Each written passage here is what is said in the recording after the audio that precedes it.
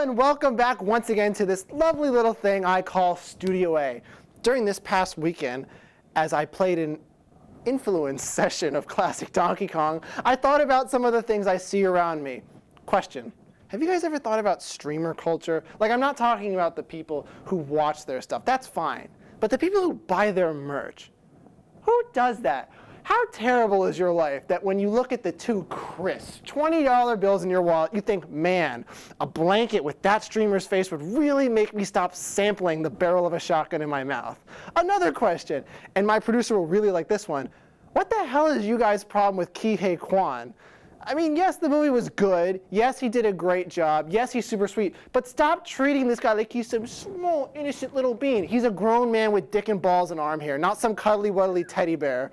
If you've ever watched one of those god-awful Ke Huy Quan cutest Oscar moments videos, sincerely, from the bottom of my heart, consider stopping. It's as painful to watch as seeing a grown man gush over a Squishmallow. Now that I've aired the Space Cadet thoughts of a DK play session, we've got a great show for you, so enjoy and stick around.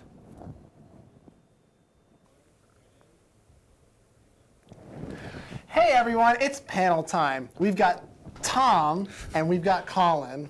Let's get to it. I ask you, what is your favorite cold case in U.S. crime history? I'm talking about that shit that's never getting solved. Families aren't getting any consolation. What's your favorite? Tom?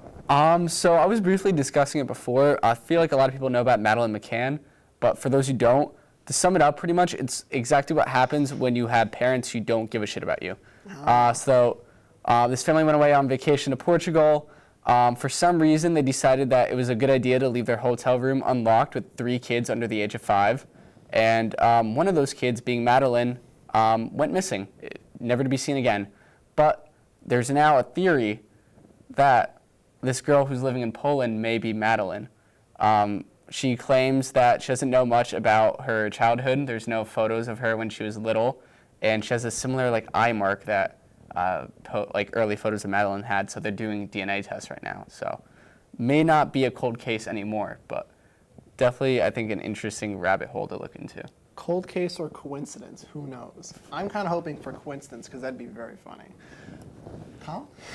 So my cold case comes from my hometown of Westfield, New Jersey. Did you do it? I did not do it. No. Suspect one. It was on the same street continues. that I live on, which. Anyway, sure you didn't do it? I'm sure I didn't do it. You're incriminating yourself here. So it was the inspiration for the Netflix show The Watcher, which don't watch. It is awful. I couldn't sit through the first episode. But so the story is basically this family wanted to move into this new house. It's a very nice house, nicer than my house.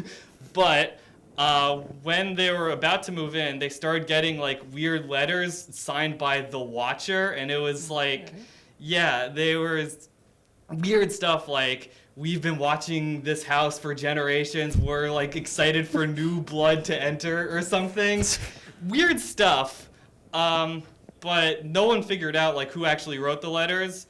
I don't think the family actually ever fully moved in. They bought the house, but they never actually lived in there. So I think they still own it. I could be wrong, but yeah. So here's my theory on that case. Have you guys ever seen a movie called Step Brothers? Yeah. Step Brothers? Yeah. I think it's just like that scene where Will Ferrell and John C. Reilly, they don't want the house to be sold, so they just put up a bunch of weird stuff around them, like the KKK in the grass, there's a Nazi next door, there's a dead body in the house. They don't want that house to be sold, and I think The Watcher is actually just Will Ferrell and John C. Reilly pulling another goof. Well, actually, the theory that I have, and most other people that I know from Westfield have, is that it is just the family, and they just wanted to get out of the deal, and they made up this whole story to try to get out of it. That is the theory that I subscribe to. A little bit of a goof, but I would also say that sounds like a theory that someone who's guilty would suggest, Colin. I don't know. How could you incriminate me on this show? I never said I was incriminating you, but sadly that's all the time we have today. Just so you know, my favorite cold case is the mystery of where my childlike wonder went. Come right back for the next one. Hello and welcome to Bi-Weekly Update, where we bring you the news that really matters. I'm Brielle. And I'm Gene.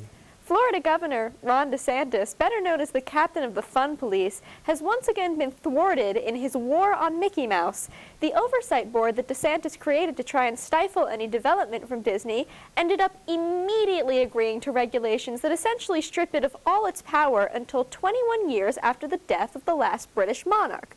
So remember, if you want to ride It's a Small World, you cannot assassinate the British royal family. It's a Passover miracle. Kanye West likes Jewish people again. The revelation came to him after watching Jonah Hill's performance in 21 Jump Street, which influenced him to publicly voice his new and inclusive opinion through an Instagram post. Kanye later revealed that he also likes gay people again after watching and thoroughly enjoying an X-rated film called Daddy Goes to College. On Sunday, a train in Montana derailed in a freak accident. Luckily, no hazardous material leaked into the environment and there were no casualties. However, the cars that derailed contained Coors Light and Blue Moon beer, so the real sufferers from this incident are white guys at sports bars.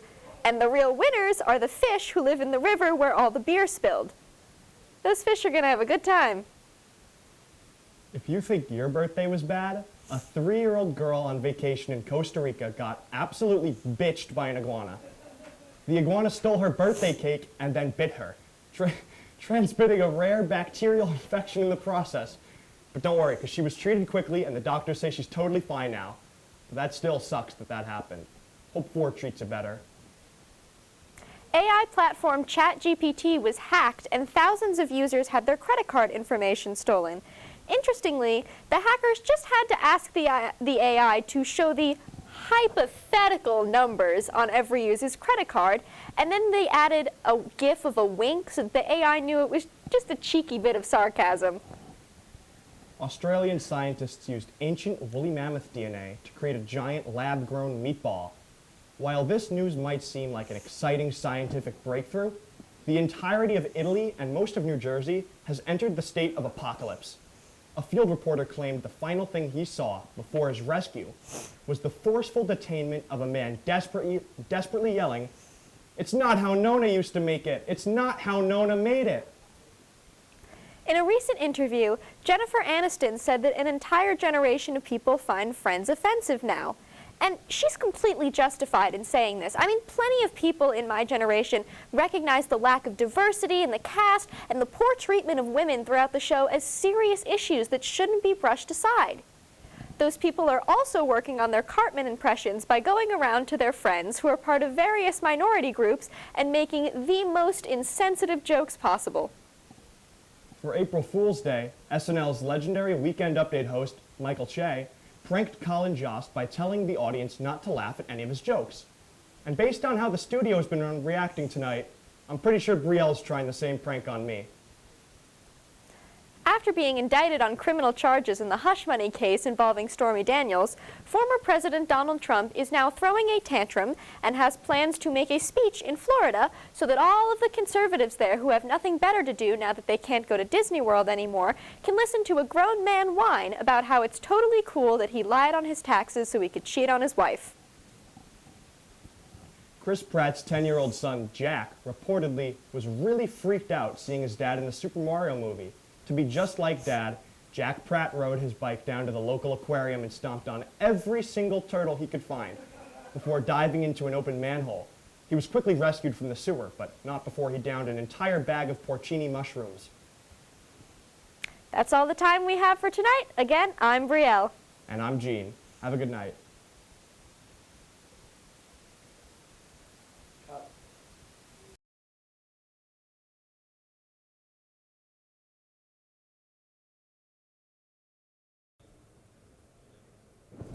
Okay, we are back for more panel. The next question is, and I really fought for this one to get in, how would you guys take down a gorilla, a silverback gorilla, king of the jungle? Well, there's an obvious answer. Yes. You bring your 4-year-old child to go visit said gorilla. Okay. Let the two hold hands. Invite the Cincinnati police in. Let business repeat itself. So I was gonna say, I was thinking you were riffing on that video of the little girl banging your chest with the gorilla, and then it charges the glass and it smashes the glass. But like, I could also see that theory of you bring the 4-year-old child, they go like, ooh, gorilla, oh my god. It grabs their hand and it crushes their bones into like dust, and they just like slam them around and like just whip them around like something covered in soft milk. Colin, how would you do it? Okay, well, I think we need to establish some ground rules. Like, Okay. am I just being thrown into an arena like on a whim with You're, a gorilla? you're fully aware that you're gonna go. Okay, so I have time to prepare. No. Oh, I don't have time to prepare because No. I was gonna say I just bring a gun. Okay, so here's the how it gorilla's happens. behind the set right now. All right, here's how this is happening. You're in your dorm, right? Okay, All yeah. of a sudden, bag over your head. You get in a car. Colin, we're gonna make you fight a gorilla right now. You get thrown out. There's a gorilla. He's charging. He's banging. He's slightly erect. What do you do? So, that is a good question. I'm gonna say I just run, hope I tire the gorilla out. Oh, all yeah. I'm not a very good sprinter, so I don't know if this is gonna work. But I don't really think I can beat a gorilla in like fist fighting. You You know? obviously couldn't. No. Yeah. So I think my only strategy is to make the gorilla tired, and then I take him out. That's a good theory. You wanna know what my theory is? I want to know your theory. I would, first, I'd walk up to the gorilla. I'd puff out my big chest. And then I'd take out my phone and I'd start playing the Tarzan OST. And I'd just let that sit for a second and I'd look him in his eyes, his wild animal eyes, just like this. And then I'd put my hand up and he'd match my hand. Oh, and you guys would realize you're not so different after And then all. while he's looking at my hand like, oh, this wild human, I just like jab him in the neck. Oh, okay. Oh. Just jab him in the neck. So like you 100 fake him times. out with the Phil Collins. You fake him out with the Phil Collins, exactly I like thought it was that. gonna be a little more wholesome, but that's a better plan, I think, than mine. Well, yeah, because like in a second, the girl's gonna think, "What the fuck is this guy doing?" And he just starts smacking me around. It's like, what am I supposed to do? Like, love Have the you been- gorilla? It's an animal. Do you think your jab's good enough to knock him out? Well, the question was, how would you fight a gorilla? I don't know exactly how you would kill a Oh, gorilla, okay. honestly. I mean, you could put up a pretty good fight. I would like to say my jabs could kill a gorilla. But then again, the Cincinnati Zoo could too. That's all the time we have for today. Thank you, Tom and Colin, for being on this panel. Oh, just don't say you're welcome. Oh, All right. See you around. Oh my God. Do you guys know what I just realized? Bi-weekly update is called bi-weekly because there's 2 of them. And it's every 2 weeks. I just got it. Well, I was informed by my producers to make a formal apology to the community of men loving Squishmallows, as I may have made some insensitive comments towards them. I do not think that seeing you hug these balls made of fluff made for tiny children makes you seem a bit too creative. And I'm confident that both you and your chosen pillow with a face both smell wonderful and are cleaned regularly. Nothing about seeing men entering the prime of their lives holding something that I could find in the preschool section of a toy store would lead me to believe otherwise. Well, now that that's out of the way, we've had so much fun tonight with all the hilarious bits we've done. So, as always, have fun and stay hydrated.